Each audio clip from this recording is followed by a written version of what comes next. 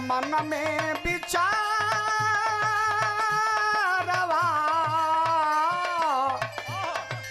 कैले राम।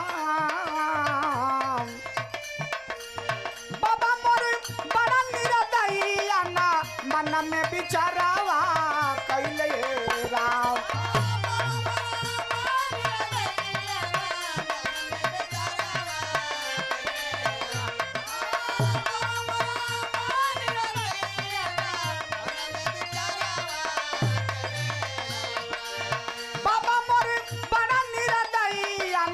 मन में बिचारावा कैले राम। अरे माई मोरहिया के कठोरा, हाँ माई मोरहिया के कठोरा डोली में बैठाई दिहलिए राम।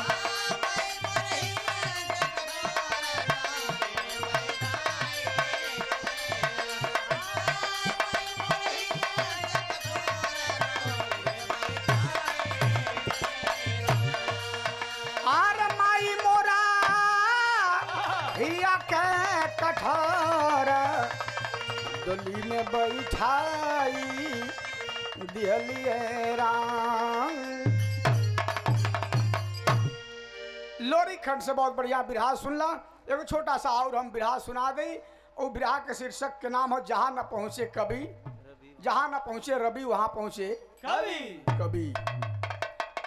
और इस दुनिया में कोड़ रोग के उत्पत्ति कहां से भइल? सफेद दाग।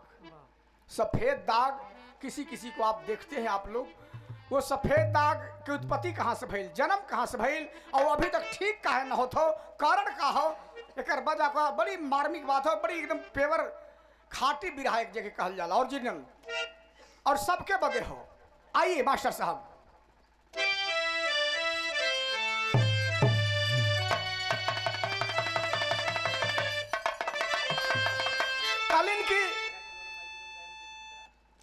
कालीन आरती राज जी की वीर रस के बिरहा कहला तब वीर रस के ना गौला।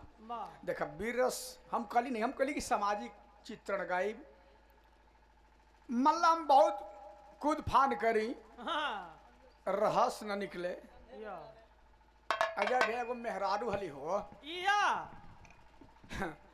आरती जानत हो, एक मेहरारू रही अपने मर्द से कली किए जी हलवा खाए बा एकदम खा लेबे काहे ना। तब मर्दानवा कहा कि आई के तरह हलवा बनाबे बाहुगे।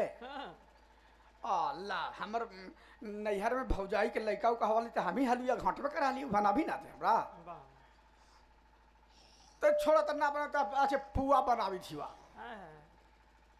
पुआ जाने लो ना, पुआ पुआ के लोर जब घोरला से वो जब कढ़ाई में डाला तब बुनिया जैसन हो जाए।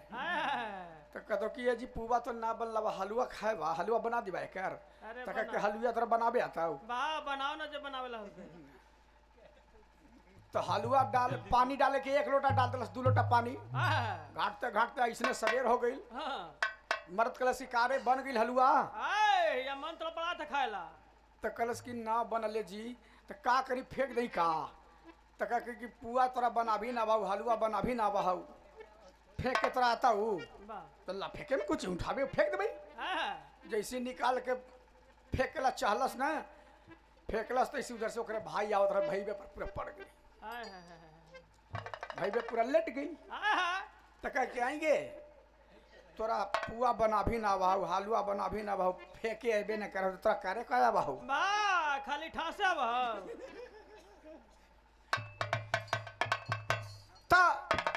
बिरहा में तनी सा भूमिका का लाइन देखा जा मास्टर। वाह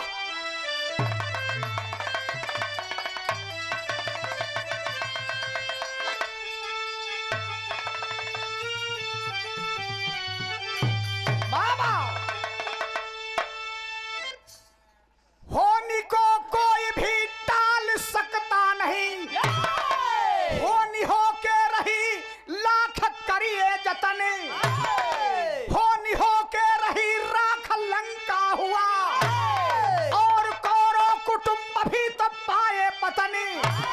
एक दिन व्यास जी पहुंचे दरबार में, राजा जन्मेजय ने उनका स्वागत किया, मेरी शंका समाधान दीजिए। राजा ने व्यास जी से इबादत किया।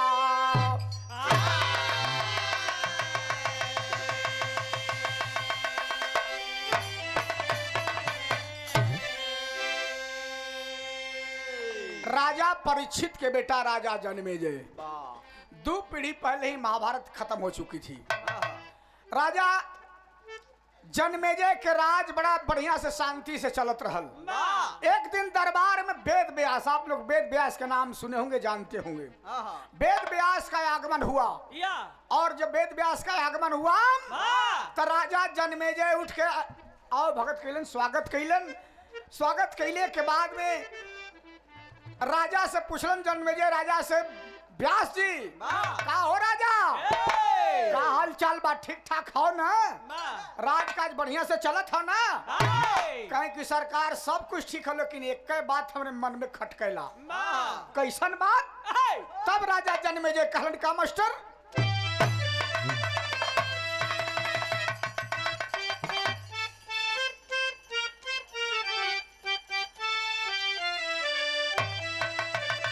नींद खोल के बचवा।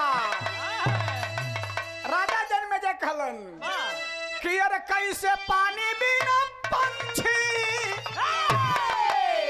अरे कैसे पानी बिना पंछी, अरे मुरझाई गईले, अरे मुरझाई गईले, हो जबरसवा भरल बा गगरिया में।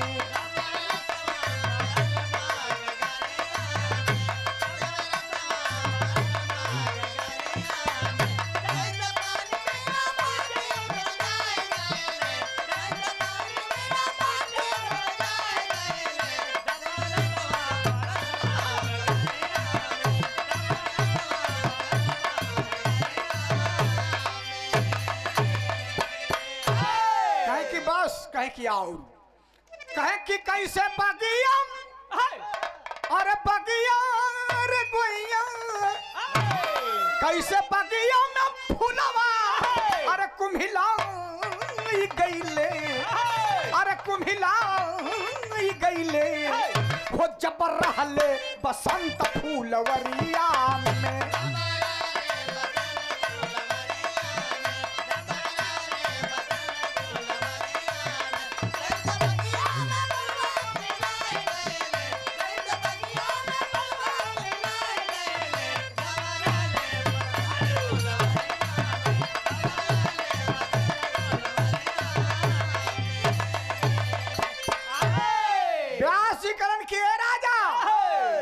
बतावे कहा, स्पष्ट बतावा। तब राजा जन्मेजय कहलन कि यह कारण महाभारत का संग्राम क्यों हुआ? कलंकित कुल में कौरव कुल तमाम क्यों हुआ? विदुर जी जैसे जहां नित्यधारी भी रहे, विदुर जी जैसे जहां नित्यधारी भी रहे, भीषण समान दाता ब्रह्मचारी भी रहे, भीषण समान दाता ब्रह्मचारी भी रहे, गुरुद्रोण जैसे सानी और सरताज भी रहे, गुरुद्रोण जैसा सानी और सरताज भी रहे, महान सत्यवादी धर्मराज भी रहे, श्री कृष्ण जैसे जहां राजनेता भी रहे, विवेकी महापुरुष ऊपर नेता भी रहे। उन लोगों ने भविष्य बुरा सोचा क्यों नहीं? उन लोगों ने भविष्य बुरा सोचा क्यों नहीं? हो गया महाभारत तो फिर रोका क्यों नहीं?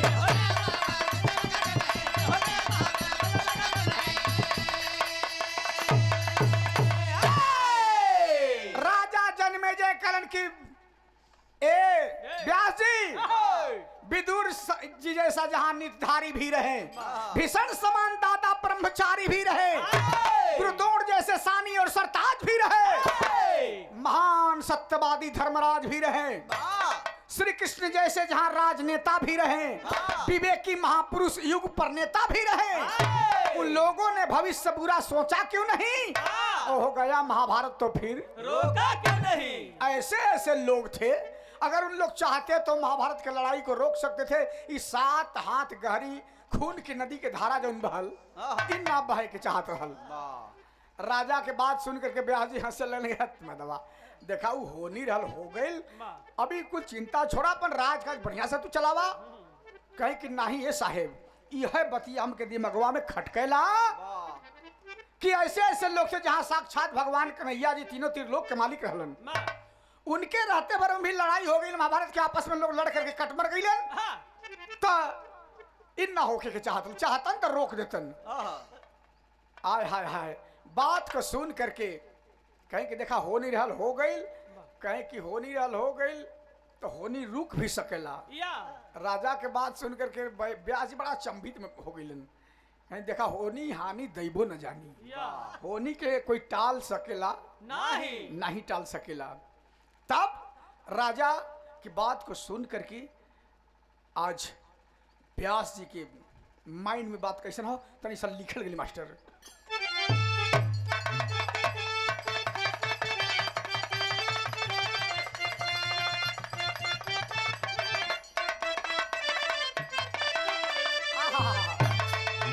कह कि अरे शंका के समुद्र में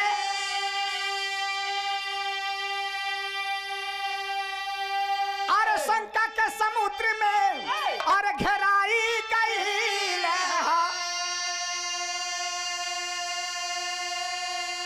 राजा ज्ञान की डहरिया भुलाई गई हो।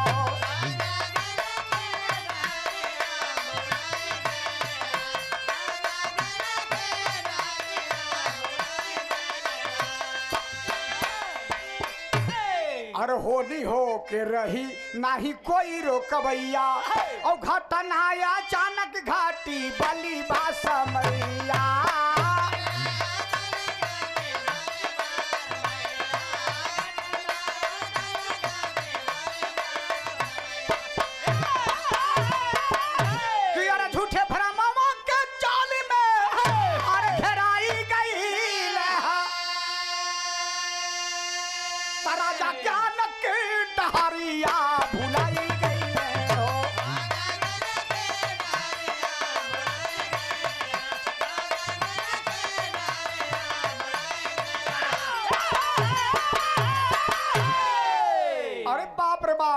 राजा जन्मेजय करण की घटना जो घटता है वो रुक सकता है।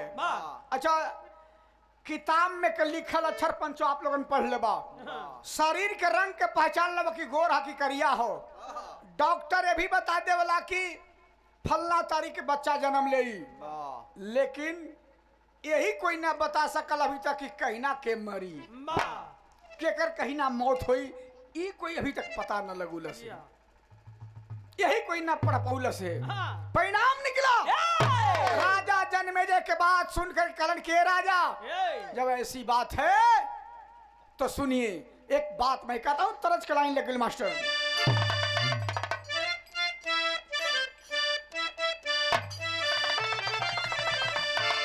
वह तरज के लाइन बाकी अरे घूघूर बाजे झाझर बाजे अरे यौरी बजे करताल अरे 900 जोगी मन अरे 900 जोगी अरे बैठे प्रीतिया मार हो।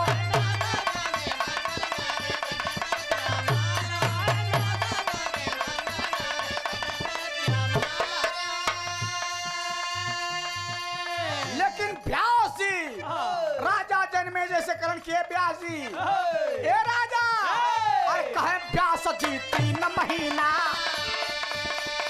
अरे कहे व्यास जी 3 महीना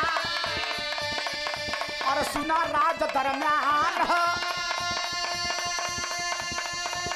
मत जाना तू महल अरे मत जाना हे राजा गुणवान हो।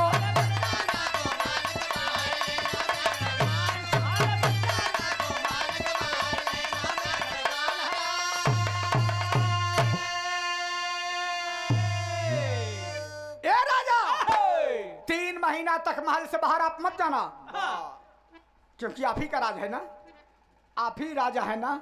3 महीना तक आप महल से बाहर मत जाना।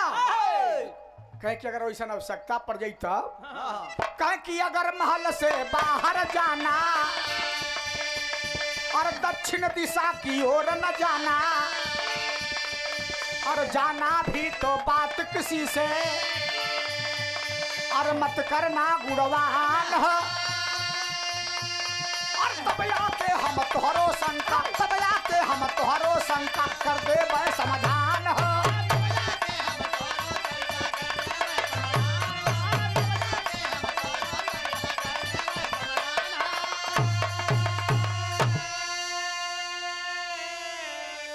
राजा जन्मे जैसे ब्याह जिक्र किए राजा 3 महीना तक महल से बाहर मत जाना और जाना भी तो दक्षिण दिशा की ओर मत जाना। अगर संजोग से दक्षिण दिशा की ओर चल भी गए तो किसी से बात मत करना। करना भी तो मुंह से नहीं, तब किसी रे मतलब आंखी से बात हो जाए इशारा से। अच्छा चले के तो चले की, अच्छा मैंने मुंह न बोले आंख मटक जाए। लड़का समझदार हो बेचारा तब का जाइएगा भी तो दक्षिण दिशा की ओर मत जाइएगा हाय, और अगर दक्षिण दिशा की ओर चल भी गए तो किसी से बात मत करना। मत करिएगा राजा। हाय, 3 महीना के बाद हम आएंगे आपका शंका का समाधान कर देंगे। हाँ। जो दिल में खटक पैदा है ना खटक रहा है ना हाँ। उसको हम दूर कर देंगे। बात को सुन करके राजा करें कि ना जाई और ऐसा करिए अब रहब तो चली आओ भगत करी स्वागत करी कि नहीं तो जाइब तो 4 कदम छोड़ दे। अच्छा तो राजा के समझा करके वेद व्याजित चल गईलन या और जब चल गईलन हाँ, तो तरी सा एक पर्दा लग गया बिरहा में टेरी के लाइन मास्टर बा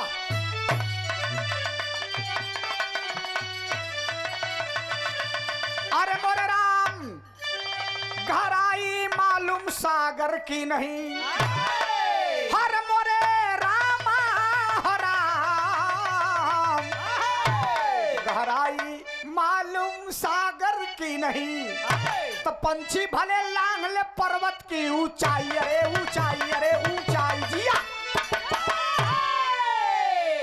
पंछी पर्वत की ऊंचाई को लांग सकता है वाह लेकिन सागर की गहराई को नहीं नाप सकता। नहीं नाप सकता है।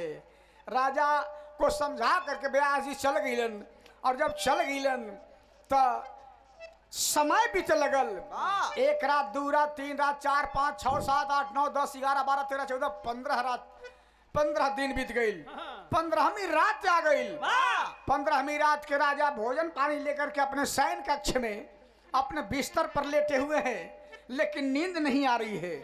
करवटें बदल रहे हैं कभी इधर तक कभी उधर कभी इधर तक कभी उधर।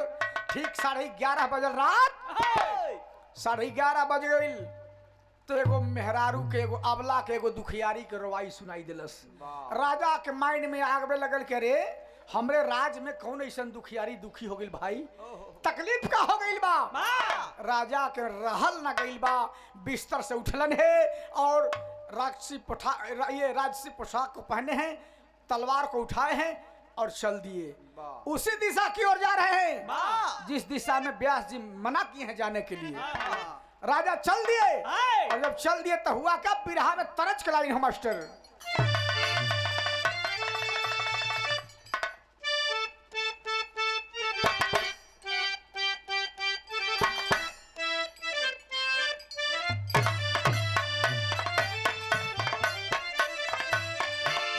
तरज बहुत बढ़िया हो। हाय, कोई ऐसा चीज होला बतौली ना आरती जी हाँ, कि पुरान चीज बड़ी मजा देवला वाकई में मजा देवला। वाह, वाह,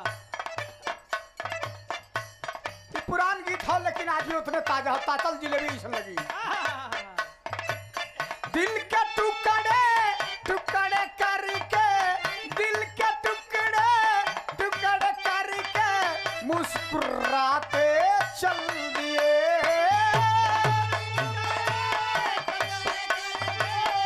मुस्कुराते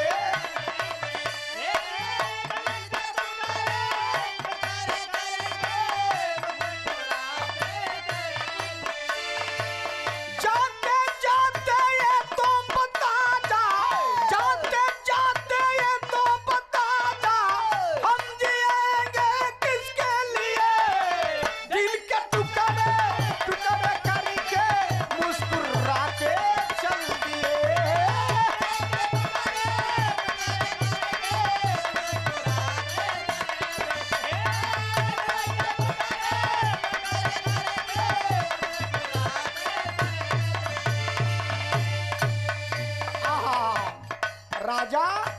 जन्मेजय चल दिए। सुन के दुखिया कारो ना राजा, सुन के दुखिया कारो ना राजा, अरे तेगा उठा के चल दिए।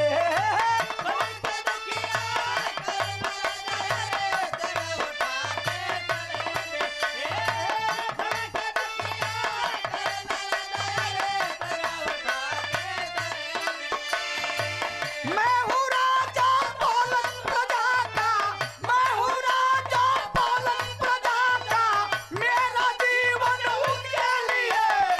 सुन के दुखिया अरे तेगा उठा के चल दिए।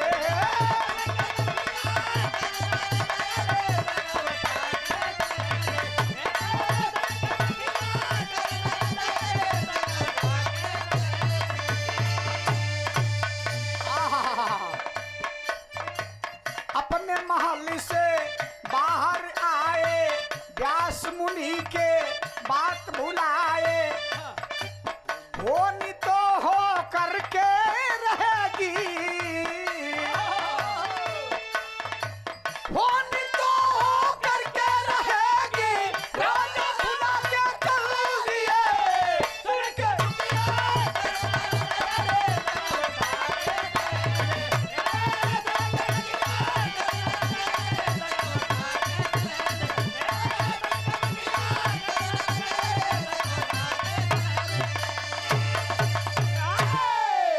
राजा को मना किया गया था कि दक्षिण दिशा की ओर मत जाइएगा। सबसे पहले तो मना किया था कि 15 दिन तक, ये 3 महीना तक अपने महल से बाहर मत निकलिएगा। लेकिन अगर आवश्यकता भी पड़े तो दक्षिण दिशा की ओर मत जाइएगा, और जाइएगा तो फिर किसी से बात मना करिएगा। लेकिन राजा के दिमाग में सुन हो गई। उ बतिये व्यास जी वाला भुला गईलन, तलवार उठौलन है और चल दहलन वही दक्षिण दिशा की ओर। चलते चलते चलते चलते जैसे आगे बढ़ते तैसे से रवाई नजदीक आवाज हो, तो यहाँ पर एक लाइन तरज के लाइन लग गई।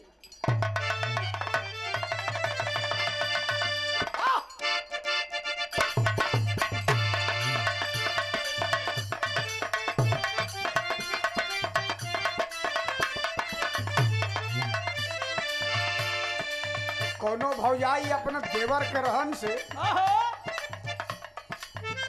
परेशान रहल, अपने सैया से शिकायत करत हो। चूसता देवरा, चूसता देवरा, चूसता।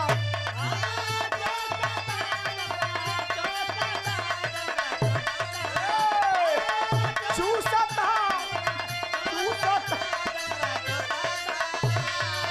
चूसता देवरा, चूसता देवरा, चूसता। होठवा पे ललिया हमार देवरा चूसता।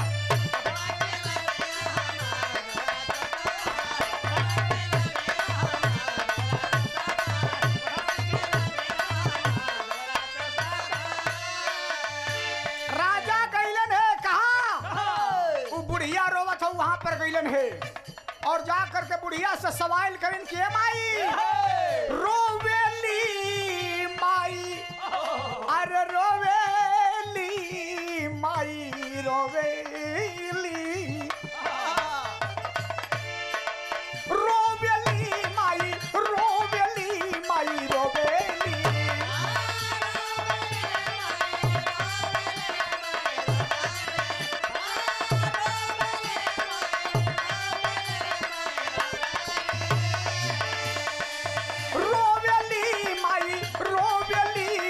रोवेली अपने करे जावा के फार माई रोवेली।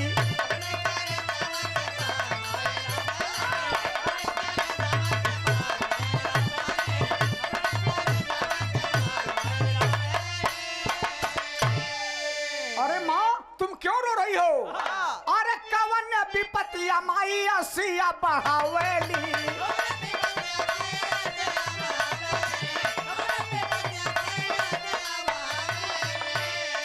अरे माँ तू क्यों रो रही हो? अरे सुतल निदिया में हमारा के जगावली।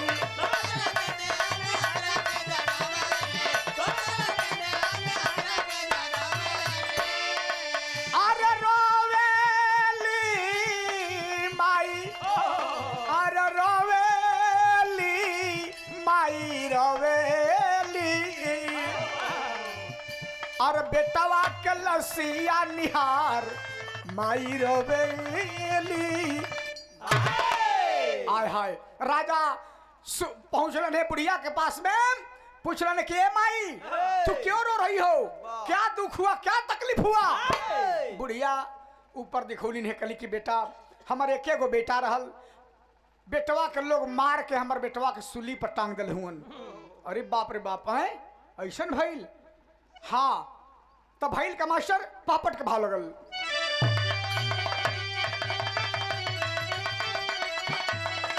कि अरे राजा पहुंचे सूली के समानावा माई रोवेली। अरे राजा पहुंचे सूली के समानावा माई रोवेली। और जेकर पाचन अरे और जेकर टांगल सूली पर ललनवा माई रोवेली।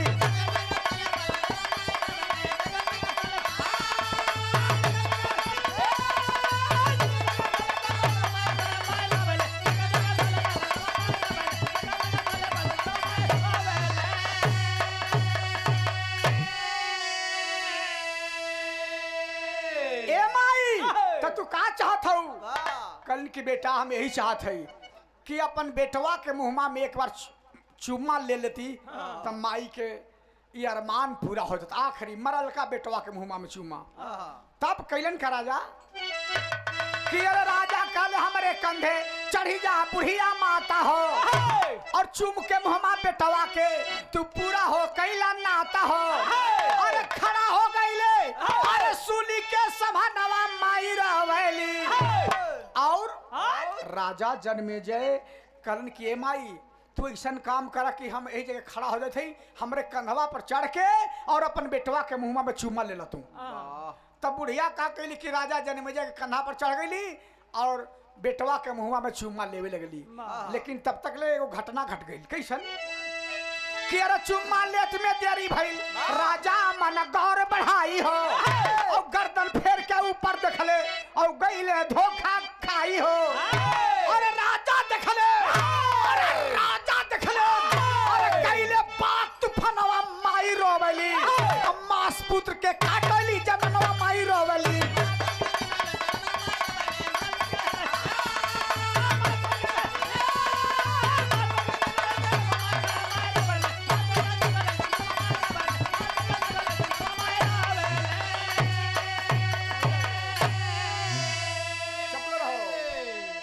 मेरे मित्रों मेरे दोस्तों मेरे साथियों राजा जन्मेजय कंधा पर उस बुढ़िया को लिए हुए कि बेटवा के मुंह में चूमा ले ला। लेकिन चूमा ले में 10-5 मिनट ना भइल आधा घंटा 45 मिनट हो गई। राजा सोचलन कि अरे यार ये बुढ़िया अपन बेटवा के मुंह में चूमा ले था कि फिर से मुंह के बनावत हो कहा। राजा गर्दनिया फेर के ऊपरे देखलन है तो धोखा खा गई। अरे ई का वो बुढ़िया का करत हो कि बुढ़िया अपन बेटवा के मनसवा के नोच नोच खात हो। बुढ़िया अपन मरलका बेटवा के गलिया के मुहमा के जब मसवा और नोच नोच के कड़कड़ कड़कड़ खात हो। अरे बाप रे बाप राजा मयान से तलवार को निकाले हैं और जैसे ही निकाले तैसे ही वो बुढ़िया आलोप हो जाती है। वो बुढ़िया आलोप हो जाती है और बुढ़िया ना उस सुल्ली भी आलोप हो गई बा वो लड़का भी आलोप हो गई बा। बड़बड़ाते हुए मयान में पुनः से तलवार को रख करके आगे की ओर बढ़े हैं। आगे की ओर बढ़े हैं अपने फिर से सैन्य कक्ष में अपने बेडरूम में आकर के सो जाते हैं। जब सवेरे भइल बा तब राजा जन्मेजय आहा जमाई लेलन है तो एकाएक हथवा पर नजर पड़ल जन्मेजय राजा के। तो देखलन कि अरे ई तो हथवा उजर हो गई बा। शीशा के सामने जाके खड़ा हम ही कोई दूसरा कोई हो पूरा शरीर सफेद हो गई हो। राजा जन्मेजय अब लाज के मारे घर से निकलत उकलत ना हुआ ना अब लाज लगत हो कहा कि सफेद हो गई बा पूरा दैया। तब बिरहा में आल्हा के लाइन लगे तैसे उठा के दो भैया।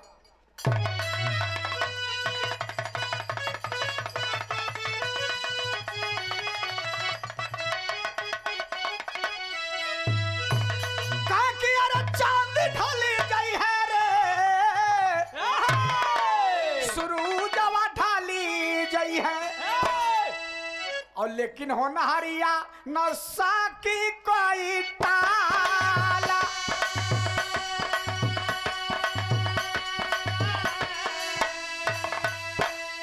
कि अरे लेकिन हो नहरिया न सकी कोई टाला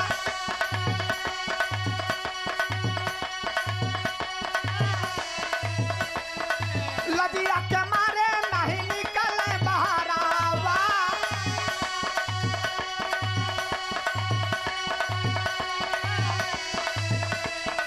भैले सफेद दागा कोढ़ के बेकारा और 3 माह बाद फिर प्यास मुनि आए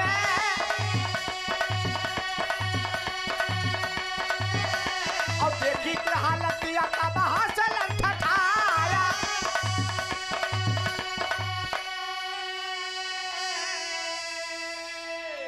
तीन माह जब पूरा भइल बा व्यास जी अइलन है पता चलल बा कि व्यास जी के आगमन हो गइल बा तो राजा जनमेजय घर में से निकलन चेहरा गिरलन। अच्छा एक बात कहल जाला बुरा जो देखन मैं चला बुरा न मिलियो कोई जो दिल ढूंढाया आप में मुझसे बुरा न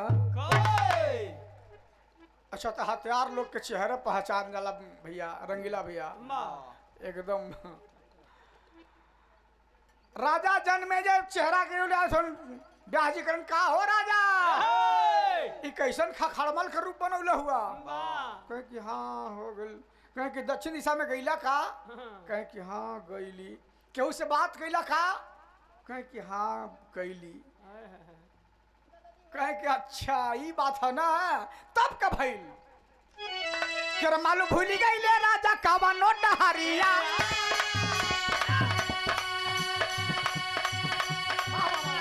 अरे मालूम भूली गईले राजा कवनो डहरिया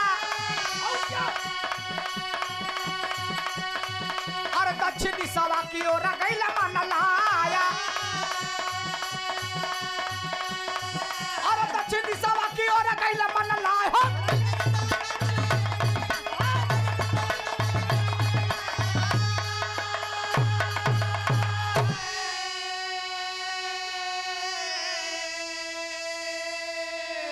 राजा जनमेजय से करण की दक्षिण दिशा की ओर गईला हाँ गईली केहू से बात कैला कहें कि हाँ कैली तभी एक गलती कर दल अच्छा जायदा ओ हो नहीं रहल हो गई तोरो हो नहीं रहल हो गई तो के मना कैले रहली हम कि 3 महीना तक तू महल से बाहर मत जइहा तोरे शंका के समाधान हम कर देब का हो राजा तोरे राज तोरे पाट तू चाहता था का 3 महीना का 6 महीना तू बाहर ना जा सकता था का कुछ बिगड़ जात का आदमी जन से करवा लेता हम वही समय मना कैली कि उ हो नहीं रहल महाभारत के लड़ाई जोन भइल उ हो नहीं रहल हो गइल तो तू न मनला जीत कर दहला कि नहीं हम की शंका के समाधान कर दा तो हम तो के कहली कि तोहार बस के बात हो 3 महीना तू महल से बाहर मत जाता तू मनला ना 15 दिन में निकल गिला तू 15 दिन में निकल गईला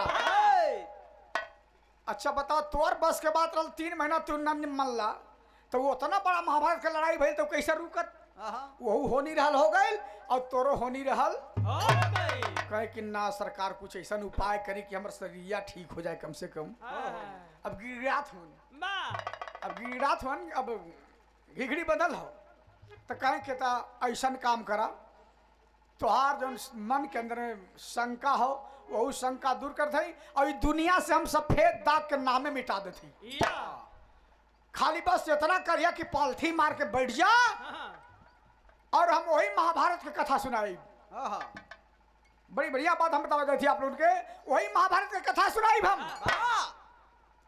जौने कथा से तोरे सफेद दाग के नाम निशान मिट जाई पालथी मार के व्यास जी के सामने राजा जनमेजय जी बैठ गईलन और मंत्र पढ़ करके पानी का मंडल से लेकर के जब मरलन है तब भैल का वो कथा सुनाना शुरू कर दिया तो हुआ क्या मास्टर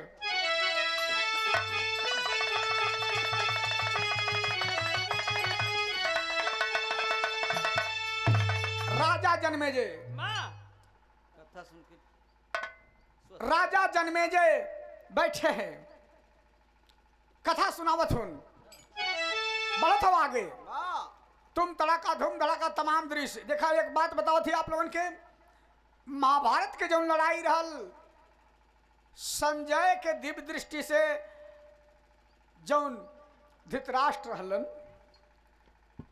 कौरव के पिताजी ये दुर्योधन के पिताजी अंधा रहलन, वाह लेकिन दिव्य दृष्टि से महाभारत की लड़ाई को देखे थे। वाह संजय ने बर्बारिक के मुड़ी देख ले रहल। हाँ और एक राजा जनमेजय भी अब आंखों देखा हाल देखते हो, एकदम फिल्म पर जैसे पर्दा पर फिल्म चल रहा तैसे।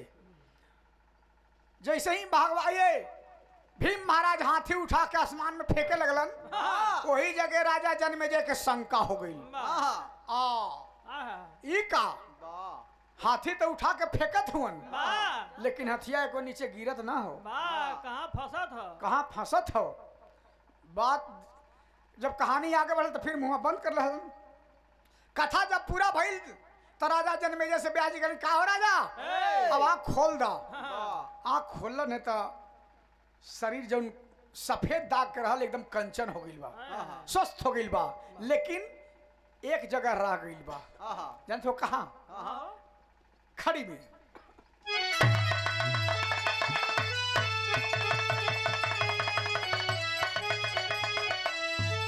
कहा कि अरे कथा सुन के, अरे कथा सुन के, अरे स्वस्थ भइले राजा रोगिया, लेकिन होठ के मिटाइल ना सफेद गिया।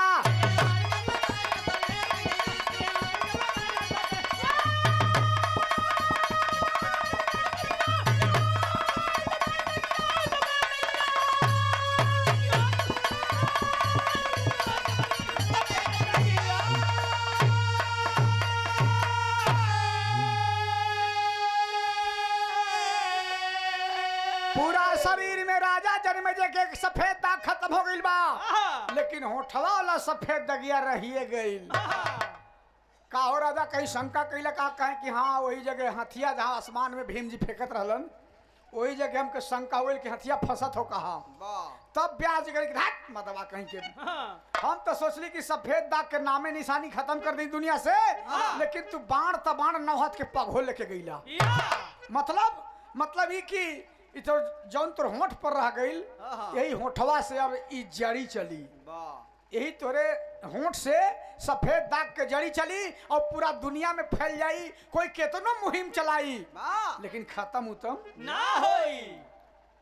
एक के खत्म हुई दूसर का के शुरू हुई, कहीं न कहीं रहबे करी पूरा दुनिया में। ये सफेद दाग खत्म उतम न हुई। तो ये प्रमाण मिलला कि राजा जनमेजय के होंठ से सफेद दाग के, जो आप लोग जानते हैं, उसका शुरुआत हुआ, जड़ी चला राजा जनमेजय के होंठ से। अच्छा ये राजा थोड़ा शंका हो ना, तो सुना ला। अरे मंत्र पर का मंडल से गगन में पानी मारे, और हाथियन के हड्डी की धारा थी बरसारे।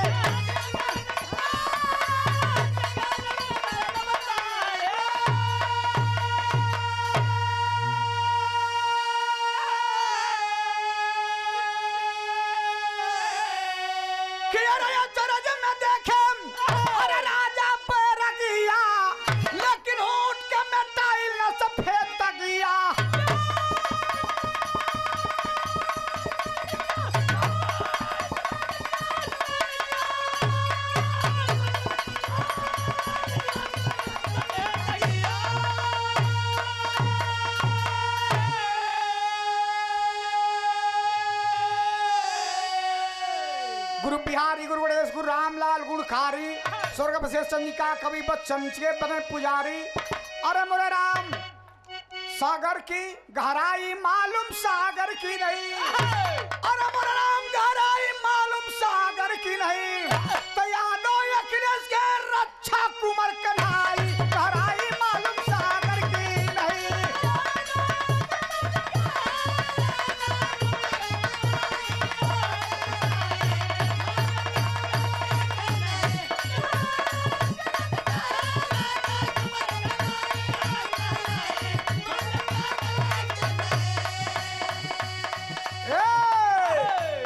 अपन ठिकाना दे दा पाना पर लिख के,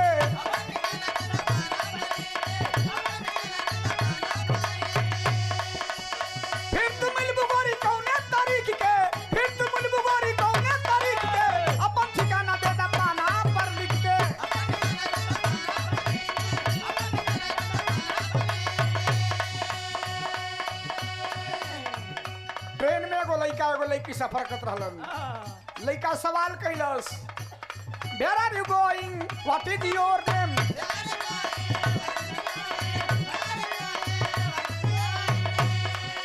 where are you going, what is your name?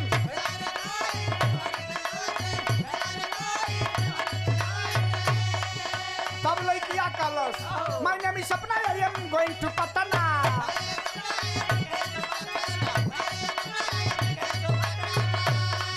तब लइकवा कहलस, बोलो सेम सेम सेम सेम डार्लिंग।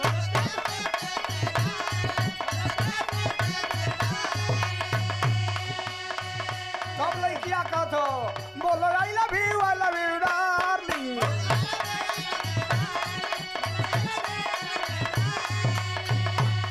भरे भैया धन धन दसवा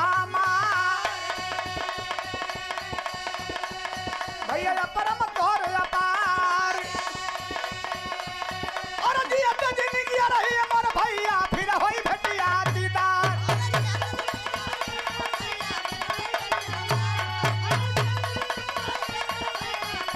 भेटिया दीदार।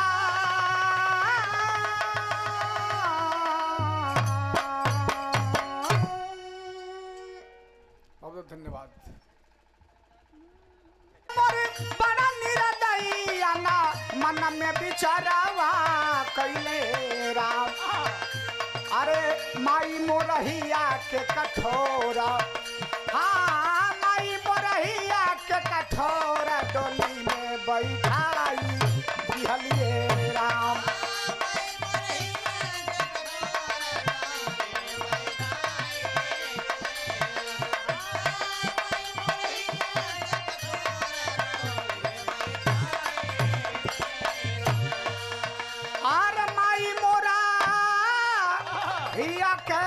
कठोर डोली में बैठाई दिहलिए राम। लोरी खंड से बहुत बढ़िया बिरहा सुनला। एगो छोटा सा और हम बिरहा सुना दें। वो बिरहा के शीर्षक के नाम हो जहां न पहुंचे कभी, जहां न पहुंचे रवि वहां पहुंचे कभी। और इस दुनिया में कोड़ रोग के उत्पत्ति कहां से भइल? सफेद दाग।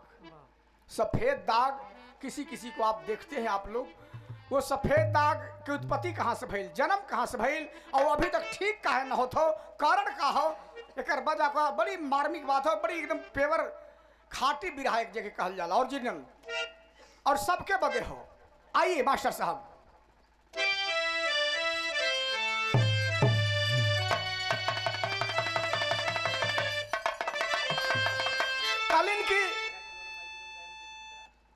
कालीन आरती राज जी की वीर रस के बिरहा कहला तब वीर रस के ना गौला। देखा वीर रस हम कली नहीं, हम कली की सामाजिक चित्रण गाई, मल्लम बहुत कूद फान करी, रहस न निकले। अगर एगो मेहरारू हली हो आरती जानत हो, एक मेहरारू रही अपने मर्द से कली किए जी हलवा खाए बा एकदम खा लेबे काहे ना। तब मर्दानवा कहा कि आई के तरह हलवा बनाबे बाहुगे। अल्लाह हमर नैहर में भौजाई के लइका कहवाली तो हम ही हलवा घाटबे करा ली, बना भी ना दे हमरा। तो छोड़ा त ना बना त अच्छा पुआ बनावी थी।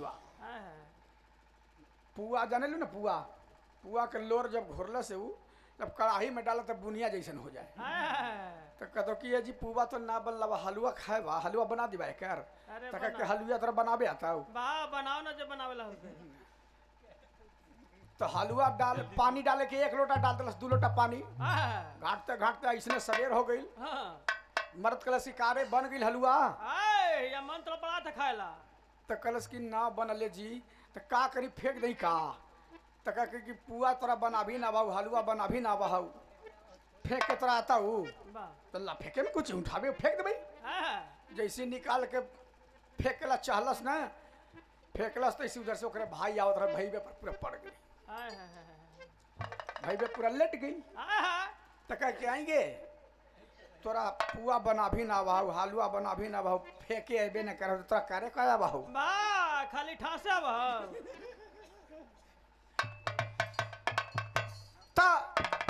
बिरहा में तनी सा भूमिका का लाइन देखा जाए मास्टर वाह।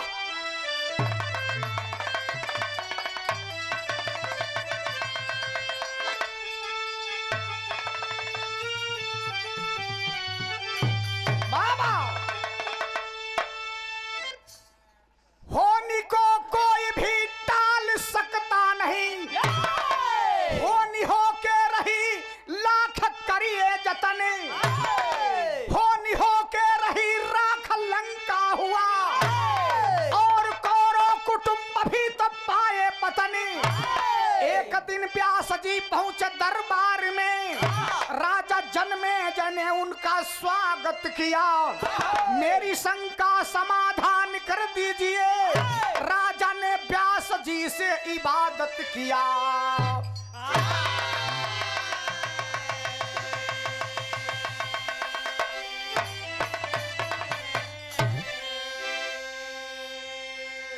राजा परीक्षित के बेटा राजा जन्मेजय, वाह 2 पीढ़ी पहले ही महाभारत खत्म हो चुकी थी। वाह राजा जन्मेजय के राज बड़ा बढ़िया से शांति से चलत रहल। वाह एक दिन दरबार में वेद व्यास, आप लोग वेद व्यास का नाम सुने होंगे, जानते होंगे। हाँ वेद व्यास का आगमन हुआ, या और जब वेद व्यास का आगमन हुआ वाह तो राजा जन्मेजय उठ के आओ भगत कैलन, स्वागत कैलन। स्वागत कैले के बाद में राजा से पूछलन जन्मेजय राजा से, व्यास जी वाह का हो राजा, का हाल चाल बा, ठीक ठाक हो ना, राजकाज बढ़िया से चलत हो ना? कहे कि सरकार सब कुछ ठीक है, लेकिन एक बात हमरे मन में खटकेला। कैसन बात? तब राजा जन्मेजय कहलन का मास्टर,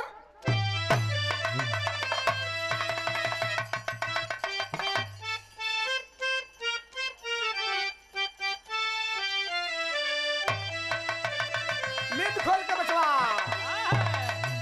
राजा जन्मेजय कहलन कि अरे कैसे पानी बिना पंछी, अरे कैसे पानी बिना पंछी, अरे मुरझाई गईले, अरे मुरझाई गईले, हो जबरसवा भरल बा गगरिया में।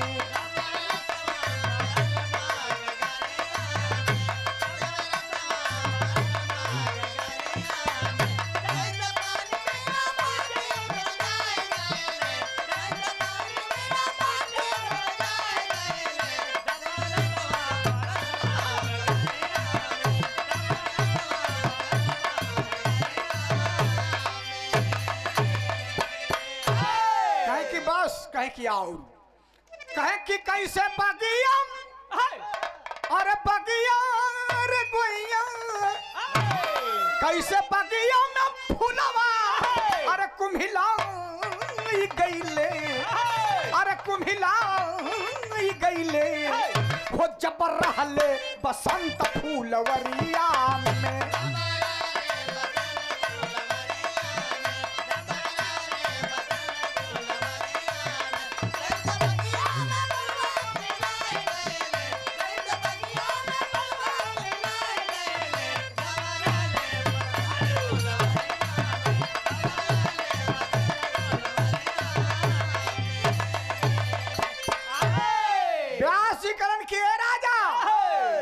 बतावे कहा स्पष्ट बतावा।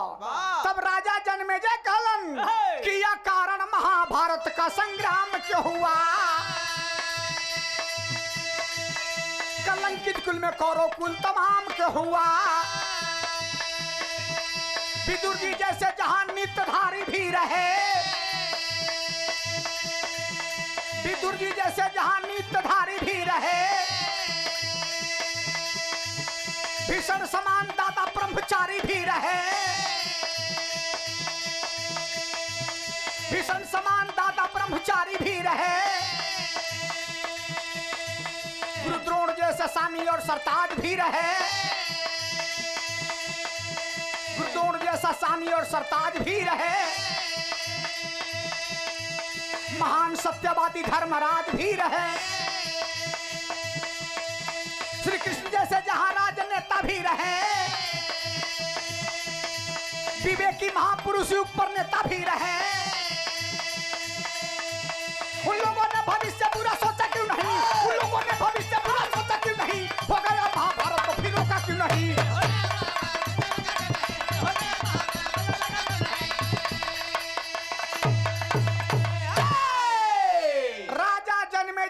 कि व्यास जी विदुर जी जैसा जहां निधारी भी रहे, भीषण समान दादा ब्रह्मचारी भी रहे, गुरुद्रोण जैसे सानी और सरताज भी रहे, महान सत्यवादी धर्मराज भी रहे, श्री कृष्ण जैसे जहां राजनेता भी रहे, विवेकी महापुरुष युग पर नेता भी रहे, उन लोगों ने भविष्य बुरा सोचा क्यों नहीं? हो गया महाभारत तो फिर रोका क्यों नहीं? ऐसे ऐसे लोग थे, अगर उन लोग चाहते तो महाभारत की लड़ाई को रोक सकते थे। इस 7 हाथ गहरी खून की नदी के धारा जो बहल इन ना बहे के चाहत रहल। राजा के बात सुन करके ब्यास जी हंसे लगे, मदवा देखा वो हो नहीं रहल, हो गई, अभी कुछ चिंता छोड़ा, अपन राजकाज बढ़िया से तू चलावा। कहे कि नहीं ये साहेब, यह बतिया हमके दिमगवा में खटकेला कि ऐसे ऐसे लोग से जहां साक्षात भगवान कन्हैया जी तीनों त्रिलोक के मालिक रहलन, उनके रहते भर में भी लड़ाई हो गई, महाभारत के आपस में लोग लड़ करके कट मर गई, तो इन ना होके के चाहतन तो रोक देतन। आय हाय हाय, बात को सुन करके कहें कि देखा हो नहीं रहल, हो गई, कहें कि हो नहीं रहल, हो गई, तो होनी रुक भी सकेला। राजा के बात सुन करके व्यास जी बड़ा चंभित में हो गई, कहें देखा होनी हानि दैबो न जानी, होनी के कोई टाल सकेला नहीं टाल सकेला। तब राजा की बात को सुन करके आज व्यास जी के माइंड में बात कैसे हो तनी सा लिखल गई मास्टर।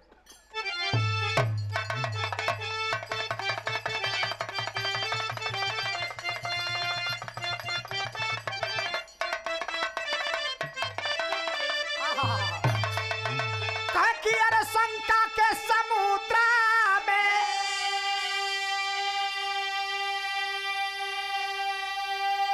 शंका के समुद्र में और घेराई गई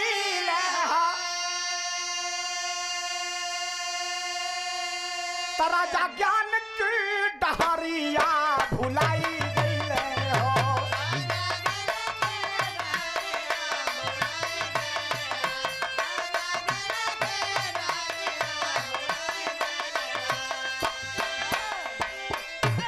अरे होली हो के रही नाही कोई रोकवैया, और घटना अचानक घाटी बली बासमैया।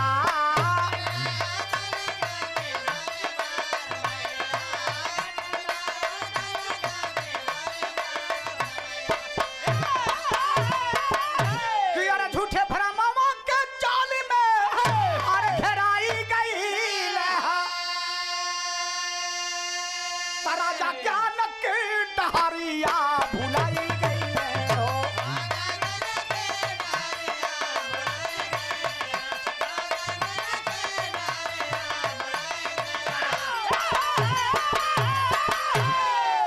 अरे बाप रे बाप, राजा जन्मेजय करण की घटना जो घटता है वो रुक सकता है। अच्छा, किताब में के लिखल अक्षर पंचो आप लोगन पढ़ लेबा, शरीर के रंग के पहचान लेबा कि गोर हा कि करिया हो। डॉक्टर ये भी बता देवला कि फल्ला तारीख के बच्चा जन्म ले, लेकिन यही कोई ना बता सकल अभी तक कि कहीं ना के मरी, केकर कहीं ना मौत हुई, ये कोई अभी तक पता न लगुल से, यही कोई ना पढ़ पौल से। परिणाम निकला, राजा जन्मेजय के बाद सुनकर करण के राजा, जब ऐसी बात है तो सुनिए एक बात मैं कहता हूं, तरज के लाइन लग मास्टर।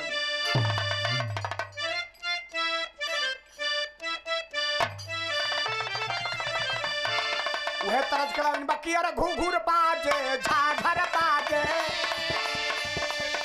अरे यौरी बजे करताल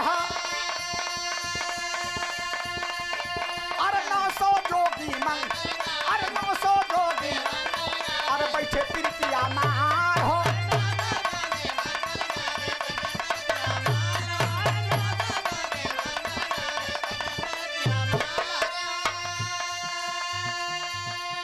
लेकिन व्यास जी राजा जन्मेजय से करण किए, व्यास जी ए राजा अरे कहे व्यास जी 3 महीना,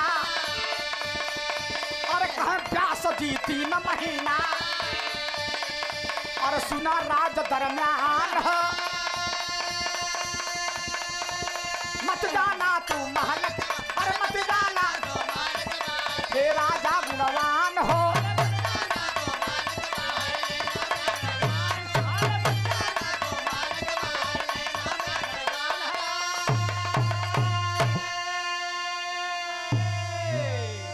ए राजा 3 महीना तक महल से बाहर आप मत जाना, क्योंकि आप ही का राज है ना, आप ही राजा है ना। 3 महीना तक आप महल से बाहर मत जाना। कहे कि अगर वैसा आवश्यकता पड़ जाई तब कहे कि अगर महल से बाहर जाना और दक्षिण दिशा की ओर न जाना,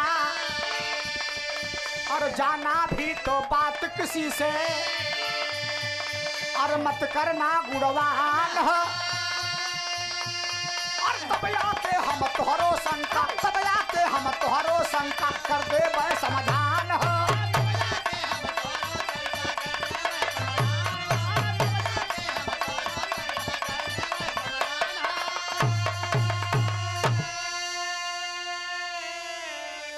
राजा जन्मे जैसे ब्याह जिक्र किए राजा 3 महीना तक महल से बाहर मत जाना, और जाना भी तो दक्षिण दिशा की ओर मत जाना। अगर संजोग से दक्षिण दिशा की ओर चल भी गए तो किसी से बात मत करना। करना भी तो मुंह से नहीं, तब किसे रे? मतलब आंखी से बात हो जाए, इशारा से। अच्छा चले के तो चले की, अच्छा मैंने मुंह न बोले आंख मटक जाए। लड़का समझदार हो बेचारा। तब का जाइएगा भी तो दक्षिण दिशा की ओर मत जाइएगा, हाय, और अगर दक्षिण दिशा की ओर चल भी गए तो किसी से बात मत करना। मत करिएगा राजा। हाय, 3 महीना के बाद हम आएंगे, आपका शंका का समाधान कर देंगे। हाँ। जो दिल में खटक पैदा है ना, खटक रहा है ना, हाँ। उसको हम दूर कर देंगे। बात को सुन करके राजा करें कि ना जाई, और ऐसा करिए अब रहब तो चली आओ भगत करी स्वागत करी कि नहीं, तो जाइब तो 4 कदम छोड़ दे। अच्छा तो राजा के समझा करके वेद व्याजित चल गईलन, या, और जब चल गईलन हाँ, तो तरी सा एक पर्दा लग गया, बिरहा में टेरी के लाइन हो मास्टर वाह।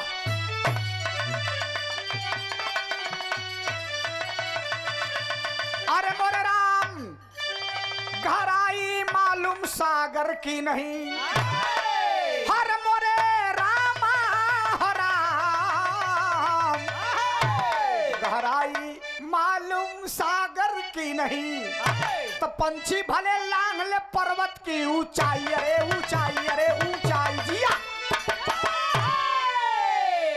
पंछी पर्वत की ऊंचाई को लांग सकता है, वाह लेकिन सागर की गहराई को नहीं नाप सकता। नहीं नाप सकता है। राजा को समझा करके ब्यास जी चल गईलन, और जब चल गईलन तो समय बीते लगल। वाह 1 रात 2 रात 3 रात 4 5 6 7 8 9 10 11 12 13 14 15 रात 15 दिन बीत गई। हाँ। 15वीं रात आ गई। वाह, 15वीं रात के राजा भोजन पानी लेकर के अपने शयन कक्ष में अपने बिस्तर पर लेटे हुए हैं, लेकिन नींद नहीं आ रही है। करवटें बदल रहे हैं, कभी इधर तक कभी उधर, कभी इधर तक कभी उधर। ठीक 11:30 बजल रात, हाय, 11:30 बज गई तो एगो मेहरारू के, एगो अबला के, एगो दुखियारी के रवाई सुनाई दिलस। वाह। राजा के माइंड में आगबे लगल के रे हमरे राज में कौन ऐसा दुखियारी दुखी हो गई भाई, तकलीफ का हो गई बा। वाह, राजा के रहल न गई बा, बिस्तर से उठलन है और राजसी पोशाक को पहने हैं, तलवार को उठाए हैं और चल दिए। वाह। उसी दिशा की ओर जा रहे हैं वाह, जिस दिशा में व्यास जी मना किए हैं जाने के लिए। हाँ, राजा चल दिए, हाय, और जब चल दिए तो हुआ क्या, बिरहा में तरज के लाइन हो मास्टर।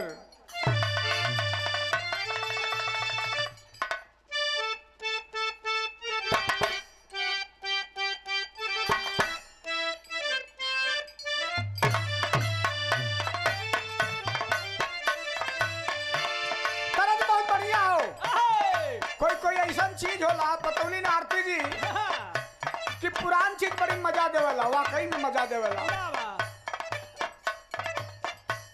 ये पुरान गीत हो लेकिन आज भी उतने ताजा हो, तातल जिलेबी ऐसा लगी। हाँ, दिल के टुकड़े टुकड़े करके, दिल के टुकड़े टुकड़े करके मुस्कुराते चल दिए।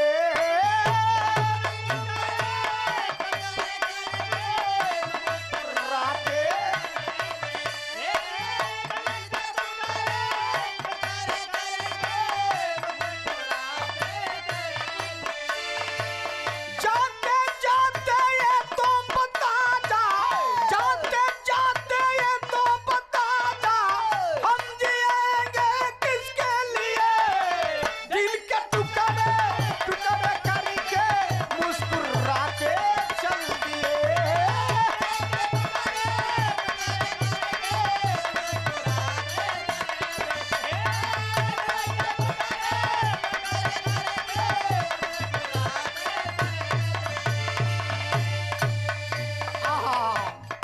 राजा जन्मेजय चल दिए। सुन के दुखिया कारो ना राजा, सुन के दुखिया कारो ना राजा, अरे तेगा उठा के चल दिए।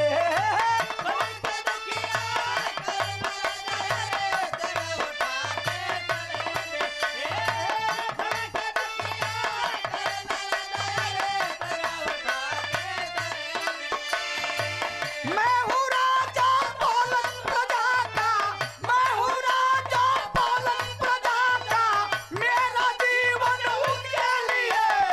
सुन के दुखिया अरे तेगा उठा के चल दिए।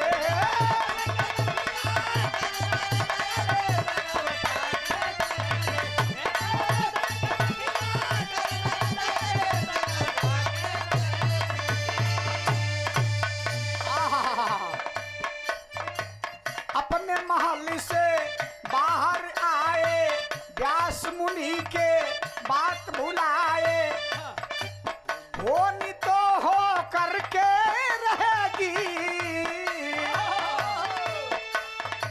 होनी तो हो करके रहेगी, राजा भुला के चल दिए।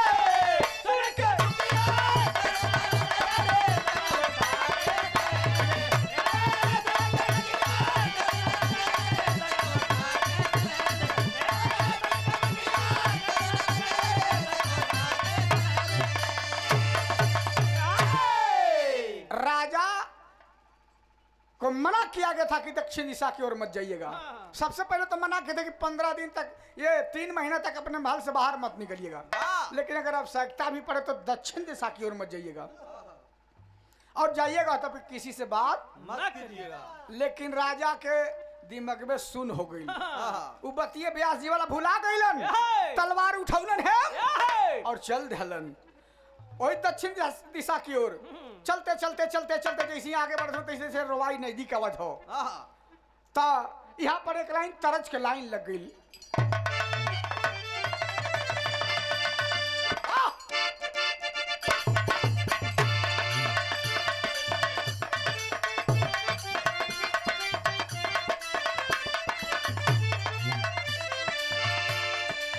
कोनो भौजाई अपने देवर के रहन से परेशान रहल, अपने सैया से शिकायत करत हो। चूसता देवरा, चूसता देवरा, चूसता।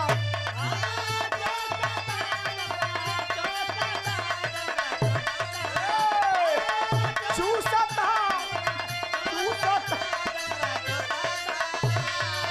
चूसता देवरा, चूसता देवरा, चूसता।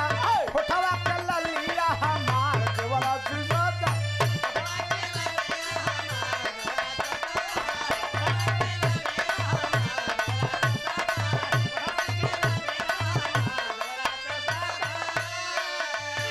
राजा गईलन है कहा?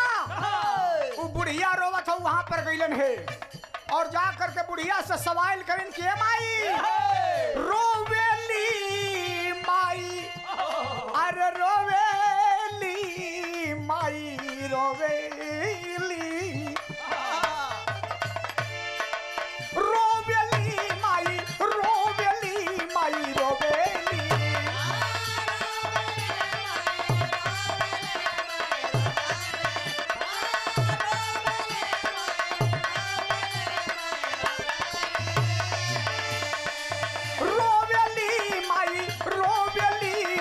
रोवेली अपने करे जावा के फार माई रोवेली।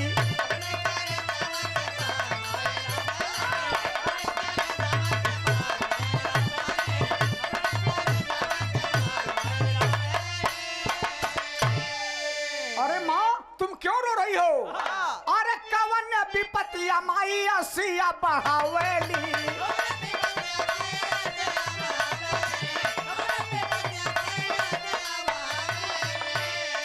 अरे माँ तू क्यों रो रही हो? अरे सुतल निदिया में हमारा के जगावली।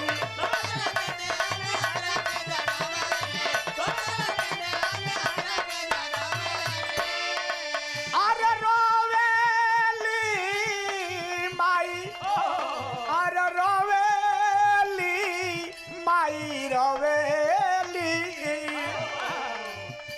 और बेटवा के लसिया निहार माई रोवेली।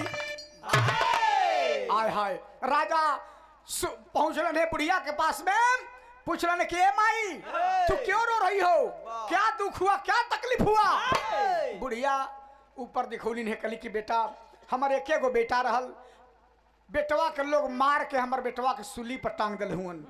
अरे बाप रे बाप है ऐसन भइल। हाँ तो भइल का मास्टर पापट के भाव लगल।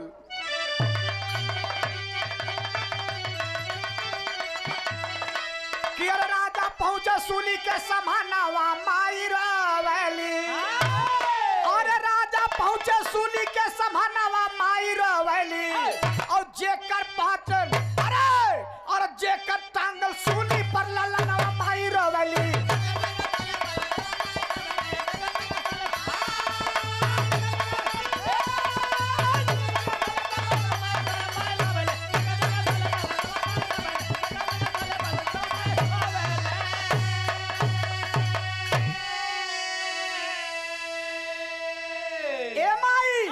तू का चाहत हो। कल की बेटा हम यही चाहत है कि अपन बेटवा के मुहमा में एक बार चुम्मा ले लेती तब माई के ये अरमान पूरा हो जाता। आखिरी मरल का बेटवा के मुहमा में चुम्मा। तब कैलन का राजा कि अरे राजा कल हमारे कंधे चढ़ी जा बुढ़िया माता हो और चुम के मुहमा बेटवा के तू पूरा हो कैला नाता हो। अरे खड़ा हो गईले अरे सूली के समानवा माई रोवेली। और राजा जन्मेजय करण की माई तू ऐसा काम करा कि हम यही जगह खड़ा हो जाते हमरे कंधवा पर चढ़ के और अपन बेटवा के मुहमा में चुम्मा ले लतू। तब बुढ़िया का कहली कि राजा जन्मेजय के कंधा पर चढ़ गई और बेटवा के मुहमा में चुम्मा लेवे लगली। लेकिन तब तक ले एगो घटना घट गई। कैसन कि अरे चुम्मा लेत में देरी भइल राजा मन गौर बढ़ाई हो और गर्दन फेर के ऊपर देखले और गईले धोखा खाई हो। अरे राजा देखले अरे राजा देखले अरे गईले बात तूफानवा माई रोवेली। मास पुत्र के काटली जननवा माई रोवेली।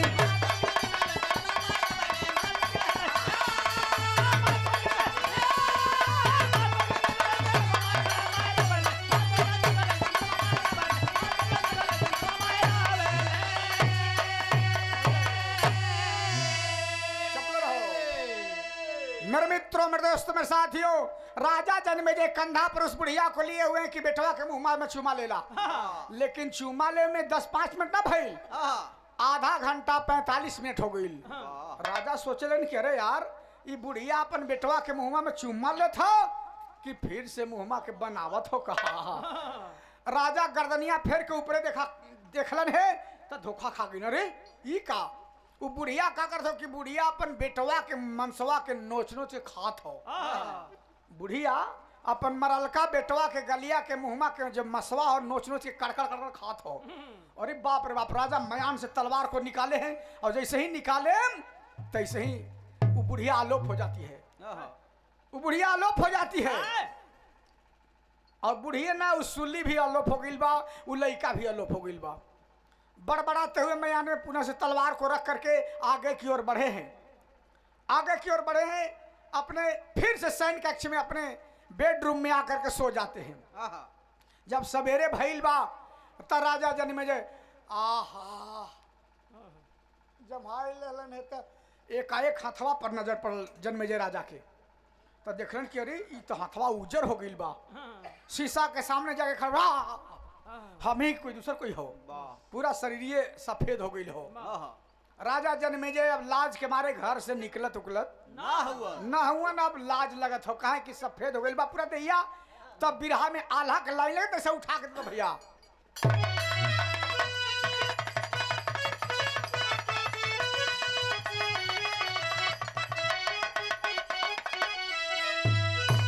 कहा कि अरे चांद ढली गई है रे सुरूजवा ढाली गई है और लेकिन हो नहरिया नशा की कोई टाला।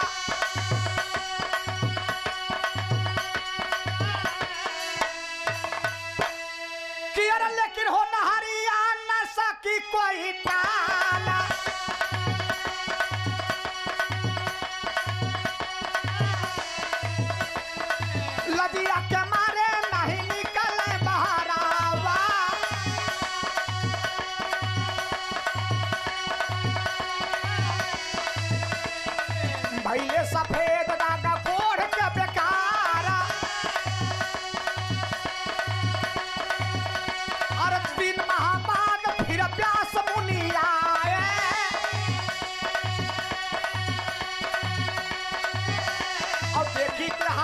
भैया का बहा से लठकाया।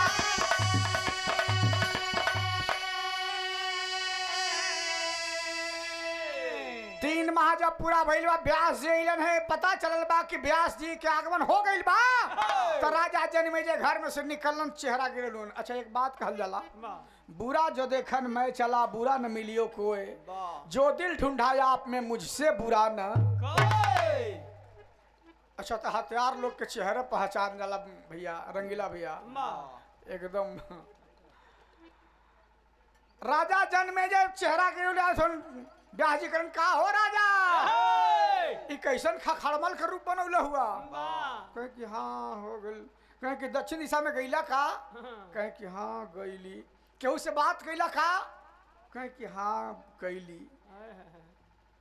कहे कि अच्छा ई बात है ना, तब का भइल केरा मालूम भूली गईले राजा कवनो डहरिया।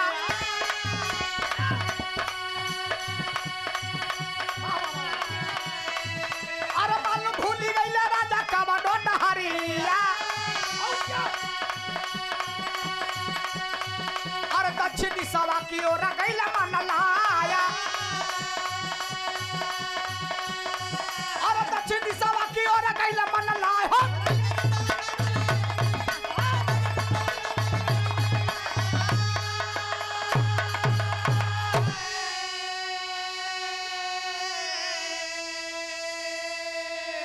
राजा जनमेजय से कहन कि दक्षिण दिशा की ओर गईला। हाँ गईली। केहू से बात कैला। कहे कि हाँ कैली। तभी एक गलती कर दला। अच्छा जायदा ओहू हो नहीं रहल, हो गई तोरो हो नहीं रहल, हो गई तो क्या मना कैले रहली हम कि 3 महीना तक तू महल से बाहर मत जइहा, तोरे शंका के समाधान हम कर देब। का हो राजा, तोरे राज तोरे पाट, तू चाहता था का 3 महीना का 6 महीना तू बाहर ना जा सकता था का कुछ बिगड़ जाता का आदमी जन से करवा लेता। हम वही समय मना कैली कि उ हो नहीं रहल, महाभारत के लड़ाई जोन भइल उ हो नहीं रहल, हो गइल तो तू न मनला जीत कर दहला कि नहीं हम की शंका के समाधान कर दा। तो हम तो के कहली कि तोहार बस के बात हो, 3 महीना तू महल से बाहर मत जाता। तू मनला ना 15 दिन में निकल गिला, तू 15 दिन में निकल गईला। अच्छा बताओ तोर बस के बात रहल 3 महीना तू न मनला तो वो उतना बड़ा महाभारत के लड़ाई भइल तो कैसे रुकत। वहू हो नहीं रहल, हो गइल और तोरो हो नहीं रहल, हो गई। कहे कि ना सरकार कुछ ऐसा उपाय करी कि हमर शरीरिया ठीक हो जाए कम से कम। अब गिड़गिड़ात हूँ, अब गिड़गिड़ात हूँ, अब घिघड़ी बदल हो तो कहे कि ऐसा काम करा तोहार जो मन के अंदर में शंका हो वही शंका दूर कर दई और दुनिया से हम सफेद दाग के नामे मिटा देती। खाली बस इतना करिया कि पालथी मार के बैठ जा और हम वही महाभारत की कथा सुनाई।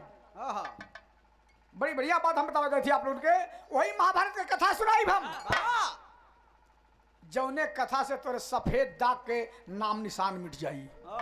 पालथी मार के व्यास जी के सामने राजा जनमेजय जी बैठ गईलन और मंत्र पढ़ करके पानी का मंडल से लेकर के जब मरलन है तब भैल का वो कथा सुनाना शुरू कर दिया। तो हुआ क्या मास्टर,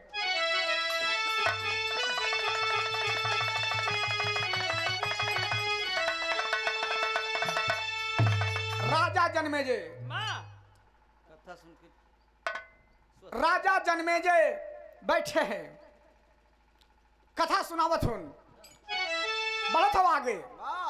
तुम तड़ाका धूम धड़ाका तमाम दृश्य देखा। एक बात बताओ थी आप लोगों के, महाभारत के जो लड़ाई रहल संजय के दिव्य दृष्टि से जौन धृतराष्ट्र रहलन, कौरव के पिताजी, ये दुर्योधन के पिताजी भले अंधा रहलन लेकिन दिव्य दृष्टि से महाभारत की लड़ाई को देखे थे। संजय ने बर्बारिक के मुड़ी देख ले रहल और एक राजा जनमेजय भी अब आंखों देखा हाल देखते हो, एकदम फिल्म पर जैसे पर्दा पर फिल्म चल रहा तैसे। जैसे ही भागवाए भीम महाराज हाथी उठा के आसमान में फेंके लगलन, वही जगह राजा जनमेजय के शंका हो गई। ई का हाथी तो उठा के फेंकत हुन लेकिन हथिया को नीचे गिरत ना हो, कहाँ फंसत हो, कहाँ फंसत हो। बात जब कहानी आगे बढ़ल तो फिर मुंह बंद कर रहलन। कथा जब पूरा भइल तो राजा जनमेजय से ब्याह जी करी का हो राजा अब आँख खोल दा आँख खोलन है तो शरीर जौन सफेद दाग के रहल एकदम कंचन हो गइल बा स्वस्थ हो गइल बा लेकिन एक जगह रह गइल बा जानते हो कहाँ खड़ी में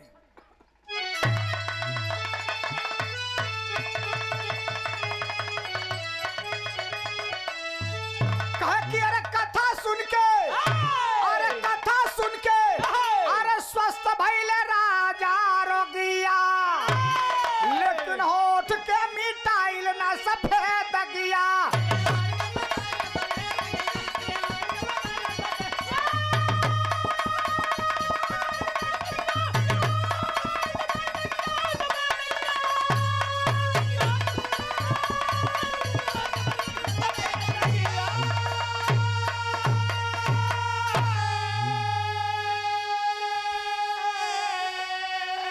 पूरा शरीर में राजा जनमेजय के एक सफेद दाग खत्म हो गइल बा लेकिन होठवा वाला सफेद दगिया रहिए गइल का हो राजा कहीं शंका कैला का कहे कि हाँ वही जगह हथिया जहाँ आसमान में भीम जी फेंकत रहलन वही जगह हमके शंका हुई कि हथिया फंसत हो कहा तब ब्याज मतवा कहीं के हम तो सोचली कि सफेद दाग के नामे निशानी खत्म कर दी दुनिया से लेकिन तू बाण तबाण नौहत के पगहो लेके गईला मतलब ई कि इ तो जौन तोर होठ पर रह गइल यही होठवा से अब ई जड़ी चली यही तोरे होठ से सफेद दाग के जड़ी चली और पूरा दुनिया में फैल जाई कोई केतनो मुहिम चलाई लेकिन खत्म उतम ना होई एक के खत्म होई दूसर का के शुरू होई कहीं न कहीं रहबे करी पूरा दुनिया में ई सफेद दाग खत्म उतम न होई तो ई प्रमाण मिलेला कि राजा जनमेजय के होठ से सफेद दाग के जो आप लोग जानते हैं उसका शुरुआत हुआ जड़ी चला राजा जनमेजय के होठ से अच्छा ये राजा थोड़ा शंका हो ना तो सुना ला अरे मंत्र पढ़ के मंडल से गगन में पानी मारे और हाथियन के हड्डी की धारा दी बरसारे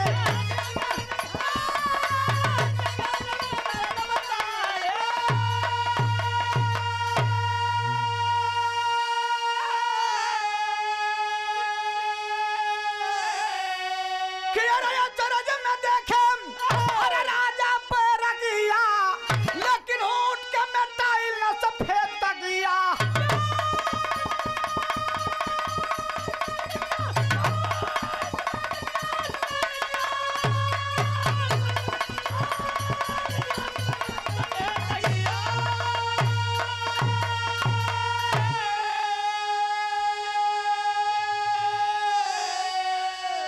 गुरु बिहारी गुरु गणेश गुरु रामलाल गुणखारी स्वर्ग बसे चंद्रिका कवि बच्चन के बने पुजारी अरे मोरे राम सागर की गहराई मालूम सागर की नहीं अरे मोरे राम गहराई मालूम सागर की नहीं तो यादो अखिलेश के रक्षा कुमार कन्हाई गहराई मालूम सागर की नहीं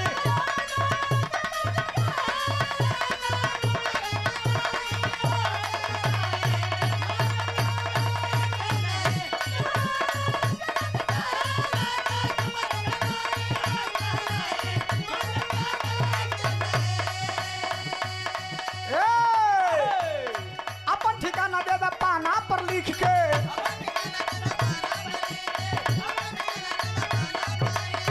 फिर तुम मिलबू गोरी कौने तारीख के फिर तुम मिलबू गोरी कौने तारीख के अपन ठिकाना दे दा पाना पर लिख के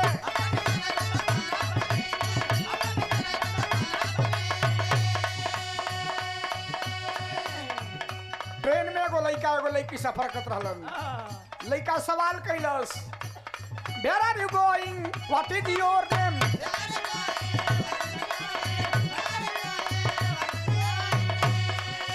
Where are you going? What is your name?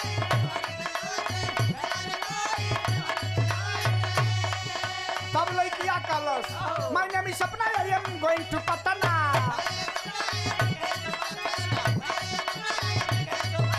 तब लड़कवा कहलस बोलो सेम डार्लिंग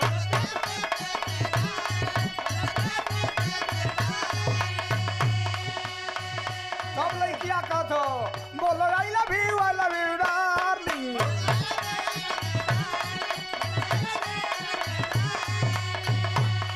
भरे भैया धन धन दसवा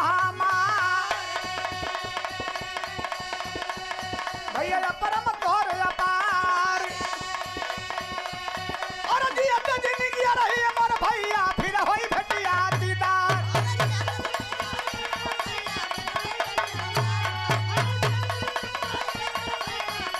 भेटिया दीदार।